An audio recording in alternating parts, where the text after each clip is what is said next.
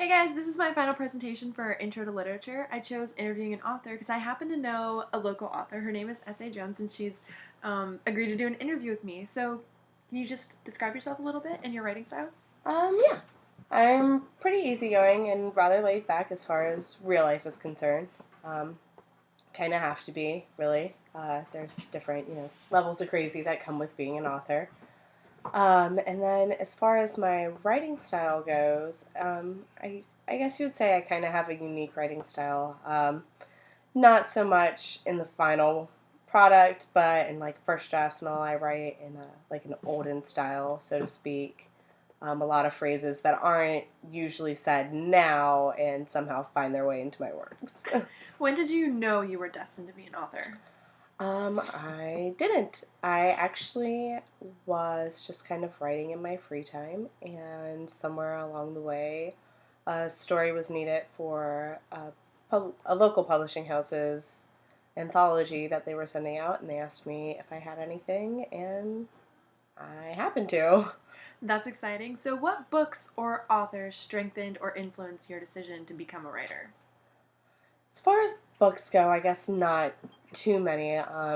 Just I have a large repertoire that I tend to read from. However, Nora Roberts, as a writer in general, between writing as Nora Roberts and she writes under a pseudonym of J.D. Robb, and her versatility in writing has really always been a pretty big inspiration. Are you currently working on a project? I am. I actually have three projects in the works. The main one that I'm focusing on is called Unequivocally Yours, which was actually set it into my editing department last week. So you work with a publishing house. Yes, I work for Renaissance Romance Publishing. They're up and coming. They opened up earlier this year. The idea started between like three kind of stay at home moms who also were writers as well, and it's grown from there. We have a full editing department now. We have several new authors that we just signed on who had a book release a couple days ago. So, yeah. Wow. So, can you tell us a little about the novel that you're working on? It's kind of a man who falls in love along the way as he's gotten older in his life, and now he's kind of hit a point in his life where he's ready to settle down with the girl who he originally fell in love with, and he's kind of reliving memories between the two of them found in some of her old journals. Um, so it's kind of like a general gist without giving away too much of it. Will your editors let us get a little sneak peek? Yeah, I think they're okay with that. Give me just a second. Okay. This excerpt is actually the beginning of chapter 3 in the novel. It's specifically one of the journal entries that the main character has found in his love interest journal. Um, Chapter 3. I always thought I would know when the time to say goodbye had finally arrived. I already knew he was leaving. He already knew it too. Hell, we both knew it would be upon us sooner than we thought, but it was still supposed to be 3 days off. I hadn't known tonight was going to be the night. Would I have gone over there if I knew that we were going to say our goodbyes? No. That's stupid. He said his goodbye, but I didn't want any part of it. Really, he didn't much want to hear mine either, I guess. I wish I could force the knowledge of how I feel about him into his head. I mean, I love you only goes so far. And yeah, he'll be in Texas, but really, making it out there last year to see Dad was hard enough. He's going to be busy nonstop, and I know that I don't know. I don't want tonight to have been goodbye. I won't let it be goodbye. I don't know how, but I'm going to see him again before he leaves, to explain to him the unbelievable amount that I'm going to miss him, how I'll wait for his visits back home, since it'll probably be him coming here long before I'd be able to make it out there. I'm going to give him a proper kiss goodbye, and I'm damn well going to make sure that the last thing I say to his face is I love you. Unequivocally yours, Elise. Oh. So, is love a recurring theme in all of your work?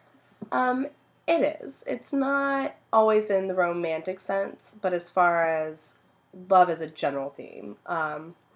In this one, it focuses primarily around the romantic sense of things, but in my previously published works, it's been like a mother-daughter, mother-child type of connection, as well as the love shared between friends. So the romance between your two main characters bears a striking resemblance to your relationship with your husband. How much of your writing is based on fantasy and how much is rooted in reality? Well, this one is not so much based around me and my husband. However, my previous works kind of have had a heavy hand in it.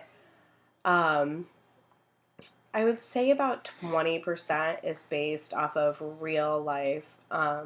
Granted, the events aren't always identical, but like in my current, in Unequivocally Yours, there's a bit where like the main character breaks his hand at one point, which my husband has in the past broken his hand, ended up in a cast for a month. But like the situation in the story versus the one in real life, were not similar at all. In my previously published work, Love Something Fierce, there are several character names that are based off of real life, and an entire character who's based off of my children's godfather, just as well his mannerisms and the way that he acts as a person is all in this character. As far as names go, like the character in that novel is named Seely, and that was originally our name that we had picked out for our youngest son, before changing our minds along the way. There's a character named Aiden, which is our oldest son's name, that comes up just briefly at the end of it. Like somebody has a baby and its name happens to be Aiden. So it's kind of where real life falls into play. Wow. So with all of this going on, how do you find the time to stay committed to your writing? It's hard. It's really hard. For the most part, I leave some time at the end of the night after the boys have gone to bed, in order to write, to try and maintain it during the day between like homeschooling and nap times and lunchtime and dinner and all that is extremely difficult. My husband is military, so when he's home, that's an extra little loop that's in there, as well as trying to find time around that, because at the end of the night, of course, that is when we have time without the hecticness of kids running around, and still having to find time for writing in there can be hard.